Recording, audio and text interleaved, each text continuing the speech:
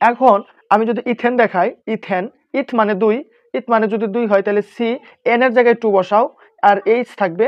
এখন 2 × 2 + 2, ঠিক আছে, সাধারণ সংকেতের সাথে বসাইলে তাহলে C2, এখন এইচ হচ্ছে এই 2 দুগুণে 4 আর হচ্ছে এখানে +2 মানে 6, H6। আসসালামু আলাইকুম শিক্ষার্থীরা, আজকে রসায়নের যে অধ্যায়টা থাকবে সেটা হচ্ছে মানে আমাদের হাইড্রোকার্বন। সো হাইড্রোকার্বন নিয়ে আমাদের প্রায় প্রশ্ন হয়। সো যেই অধ্যায়টা ইম্পর্টেন্ট রসায়নের এসএসসির, সেটা খনিজ সম্পদ ও জীবাশ্ম, এই চ্যাপ্টার থেকে প্রত্যেকবারই প্রশ্ন হয়। সো শিক্ষার্থীরা, আজকে আমি দেখাবো এই চ্যাপ্টারগুলো থেকে বেসিক টু অ্যাডভান্স কিভাবে ক্লাস করবে। সো এখানে দেখতে পাচ্ছ তোমরা, এখানে আমি লিখে রাখছি, এখানে যে বইটা দেখতে পাচ্ছ সেটা হচ্ছে রসায়ন মেন বই। রসায়ন মেন বই রয়েছে হাইড্রোকার্বন। হাইড্রোকার্বন হচ্ছে যে হাইড্রোজেন ও মানে কার্বনের যে সমন্বয়ে যে যৌগটা গঠিত হয় সেটা হচ্ছে হাইড্রোকার্বন।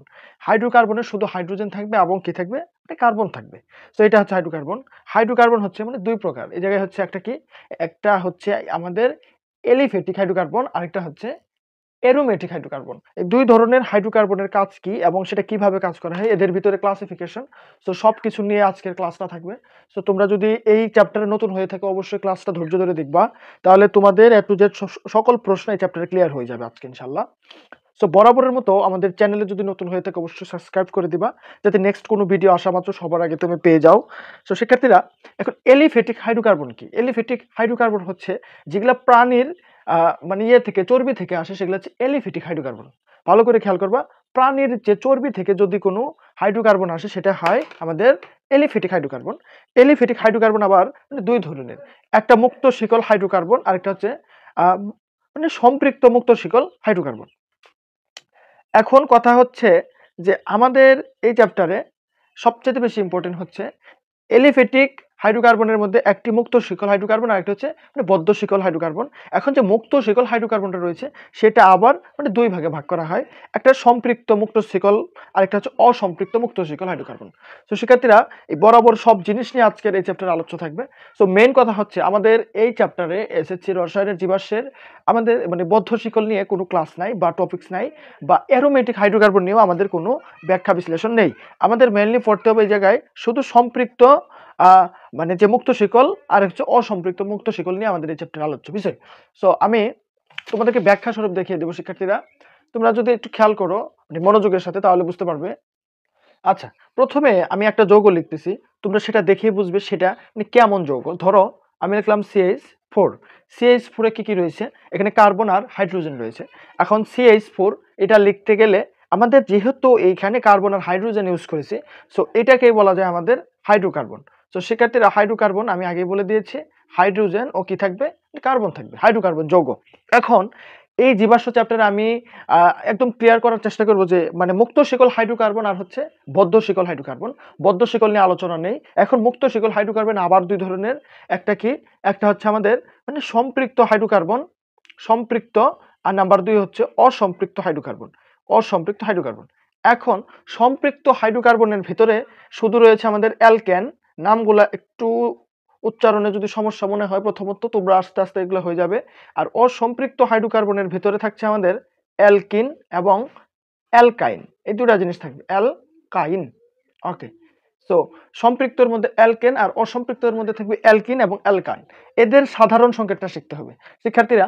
সাধারণ সংকেত কি, যে আমরা সেটের অঙ্ক যখন করতাম সেখানে যদি আমরা শক্তি সেট বের করতে গেতাম সেখানে 2n হিসেবে কাজ করতাম। যেমন কোনো সেটের উপাদান যদি হয় 4টি, তাহলে 2 জাস্ট এখানে 4 করলে উত্তর আসতো 16। সুতরাং ওই সেটের মান হয়তো মানে 16টি উপাদান। ঠিক ওইভাবে হাইড্রোকার্বনের ভিতরে কিছু সংকেত শিখতে হবে, সেটাকে বলে আমরা সাধারণ সংকেত। এই যে অ্যালকেনটা দেখতে পাচ্ছ, অ্যালকেনের সাধারণ সংকেত হচ্ছে CN, আমাদের H2n+1। আর অ্যালকিনের সাধারণ সংকেত হচ্ছে CN, আমাদের হচ্ছে H2n। আর অ্যালকাইনের সাধারণ সংকেত হচ্ছে CN H2n-2। এই তিনটা সংকেতের উপর ভিত্তি করে আমরা জৈব যৌগ লিখতে পারবো। সো জৈব যৌগ লেখা এবং জৈব যৌগ কিভাবে চেনা যায় সেই প্রসঙ্গ এখনই ক্লিয়ার করব। তার আগে একটা জিনিস তোমরা মনে রাখো, এই যে অ্যালকেনটা লিখে রাখছি, অ্যালকেন এইখানে 10টা যদি যৌগ লেখা হয়, যেমন হচ্ছে methane, ethane, propane, butane, pentane, hexane, heptane, octane, nonane, decane, এইভাবে হবে অ্যালকেনের উচ্চারণগুলা। আর অ্যালকিনের উচ্চারণগুলা হবে আমাদের ইথিন, ইথিন, তারপরে এখানে কিন্তু মিথিন হয় না, এখানে ইথিন, প্রোপিন, বিউটিন, হ্যাঁ, এইভাবে যাবে। তারপরে অ্যালকাইনের গুলা যাবে হচ্ছে ইথাইন, প্রোপাইন, বিউটাইন, তারপরে হচ্ছে প্যান্টাইন, হেক্সাইড, হ্যাপটাইন, অক্টাইন, এইভাবে যাবে, ঠিক আছে। সো প্রত্যেকটা জৈব যৌগের সাধারণ সংকেত থেকে কিভাবে আমরা সেই নামগুলো লিখতে পারি। ধরো আমি লিখতেছি মিথেন।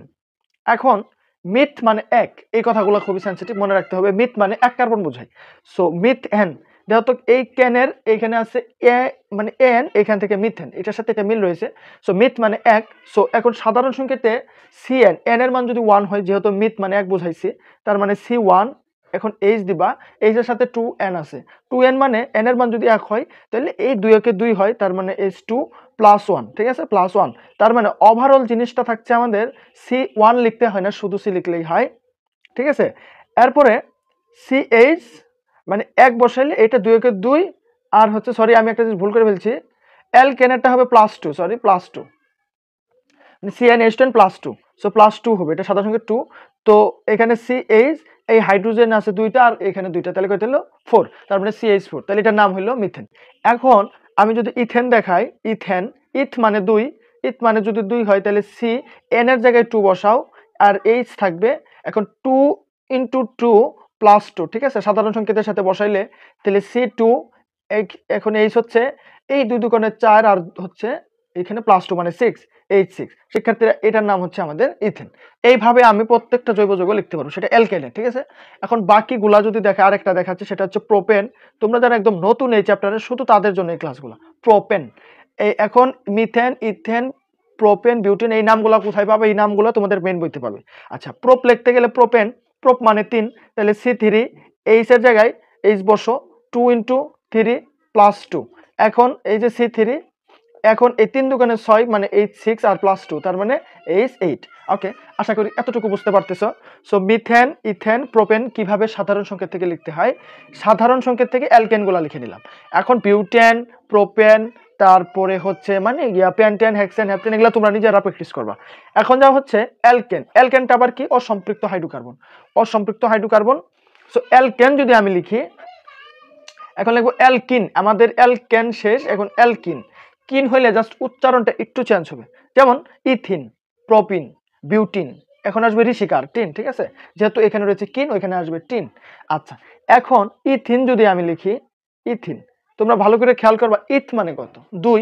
সো এখানে সাধারণ সংকেতে জাস্ট এই ভ্যালুটা ফেলে দিলেই হবে, তার মানে ইথ মানে 2, তার মানে C2H, n এর জায়গায় এই যে 2 × 2 বসাইলে তাহলে আমাদের আসতেছে C2H4। আশা করি বুঝতে পারতেছো। ইথিন হচ্ছে C2H4। এখন প্রোপিন, প্রোপিন মানে হচ্ছে আমি বলেছি n এর মান হবে 3, প্রোপিন মানে n এর মান 3, তার মানে C3H লিখে এই যে সাধারণ সংখ্যাটার দিকে দেখবা 2 × 3, তাহলে আমাদের আসতেছে C3H6, তাহলে এটা হয়ে গেল আমাদের প্রোপিন। এখন যদি তোমাকে বিউটিন লিখতে বলা হয়, তাহলে তুমি কি করবা? সেম কাজটাই করবা। যদি বিউটিন হয় তাহলে C4 আর H হচ্ছে মানে 2 × 4, তাহলে C4H8। আশা করি বুঝতে পারতেছো। এই হচ্ছে আমাদের মোটামুটি সাধারণ সংকেত থেকে যে যৌগগুলো লেখা, অর্থাৎ হাইড্রোকার্বনগুলো লেখা। এখন যাও সর্বশেষ, সেটা হচ্ছে আমাদের অ্যালকাইন। অ্যালকাইনগুলো কিভাবে লিখবা? অ্যালকাইনগুলো লেখার শর্ত হচ্ছে সাধারণ সংকেতটা লিখবা আর লিখবা। কারণ সাধারণ সংকেতে কি রয়েছে? CnH2n -2, CnH2n -2। এইখান থেকে আমি হেল্প নিব, হেল্প নিয়ে তারপরে আমি লিখবো। আচ্ছা, এখন আমি যদি লিখি ইথাইন, উচ্চারণটা একটু ভিন্ন হবে, ইথাইন। ইথাইন হইলে, ইথ মানে কত আগে বলে রাখছি, ইথ মানে হচ্ছে 2, সো 2 হইলে C2। এখন সাধারণ সংকেতে দেখো H থাকবে, এই যে H লিখেছি আমি, H লিখতেছি, এখন 2 থাকবে, 2 দিয়ে দাও, ইনটু, এখন n এর মান আবার 2 -2, তাহলে হিসাব করলে কি হয়? C2, এখন H হবে 2 2 4, 4 থেকে যদি আমাদের 2 চলে যায় তাহলে থাকে 2, তার মানে C2H4, মানে C2H2, সরি C2H2।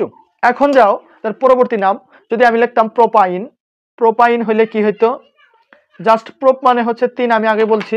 সো যদি 3 হয় তাহলে C3 আবার H দিবা, সাধারণ সংকেতের দিকে লক্ষ্য করবা, 2 গুণন n এর মান হবে 3 -2, তাহলে আমাদের থাকতেছে C3 আর এখানে H, এই 3 2 6, 6 থেকে 2 চলে গেলে তাহলে হচ্ছে 4, তার মানে C3H4, এটার নাম হচ্ছে প্রোপাইন। এখন শিক্ষার্থীরা এইভাবে বাকিগুলা তোমাদের লিখতে হবে। সো আমি একটু ভিতর থেকে লিখে দিচ্ছি, এখানে ধরো অক্টাইন লিখবো, কি লিখবো? অক্টাইন। এখন অক্টাইন, অক্ট মানে হচ্ছে 8, সেহেতু অক্টাইন তাহলে 8, তার মানে n এর মান হবে 8, তো C8, H দিয়ে সাধারণ সংকেতের দিকে করবা, লক্ষ্য করবা, 2 গুণন 8 মাইনাস 2, তাহলে আমাদের থাকতেছে C8, 8 দোকানে 16, 16 থেকে যদি 2 চলে যায় তাহলে আমাদের থাকবে হচ্ছে 14, তার মানে C8H14, এটা হচ্ছে অক্টাইন। আমি একটা ভিতর থেকে দেখালাম। তো শিক্ষার্থীরা অ্যালকিন, অ্যালকেন, অ্যালকাইন এই তিনটার নামকরণ যদি হয়ে যায়, এই জীবাশ্মগুলোর নামকরণ যদি হয়ে যায় হাইড্রোকার্বনগুলো, এরপরে পরবর্তী ধাপে আমাদের যে জিনিসটা সবচেয়ে বেশি লাগে সেটা হচ্ছে, চলো একটু মেন বইয়ে যাই, মেন বইয়ে ঘুরে আসি। সো মেন বইয়ে দেখবা যে রসায়ন বইয়ের এই 268 নাম্বার পৃষ্ঠা, তোমাদের রসায়ন বইয়ে এই 268 নাম্বার পৃষ্ঠায় যদি যাও, তুমি এরকম একটা চ্যাপ্টার দেখতে পাবে, এরকম কিছু একটা ছক দেখতে পাবে। সেখানে হচ্ছে অ্যালকেন, অ্যালকিন, অ্যালকাইন, এদের সাধারণ সংকেতটা দেওয়া রয়েছে। তো এখানে এদের সাথে আরেকটা কাজ করছে, সেটা হলো সাধারণ সংকেতের সাথে এদের উদাহরণগুলো দেওয়া রয়েছে। শিক্ষার্থীরা আমি খাতায় বোঝানোর চেষ্টা করছি। এরপরে আমাদের আরো যে এই যে নিচে সংকেতগুলো রয়েছে, অ্যালকোহল, অ্যালডিহাইড, তারপর হচ্ছে কার্বক্সিলিক অ্যাসিড বা আমরা যেটাকে বলি জৈব অ্যাসিড, এই কয়টা অ্যাসিডের তৈরি প্রস্তুতি নিয়ে নেক্সট ক্লাসে আসবো। যদি আজকের পর্বটা ভালো লাগে, শুধু অ্যালকিনের পরিচিতি যেটা যদি ভালো লাগে, নেক্সট পর্বে আসার জন্য সকলের প্রতি সুস্বাস্থ্য কামনা করছি। চ্যানেলে নতুন হলে অবশ্যই আমাদের ইউটিউব চ্যানেল সাবস্ক্রাইব করে, ফেসবুক পেজ থেকে দেখে থাকলে ফলো দিবে এবং ভিডিও ভালো লাগলে লাইক করবে। ধন্যবাদ।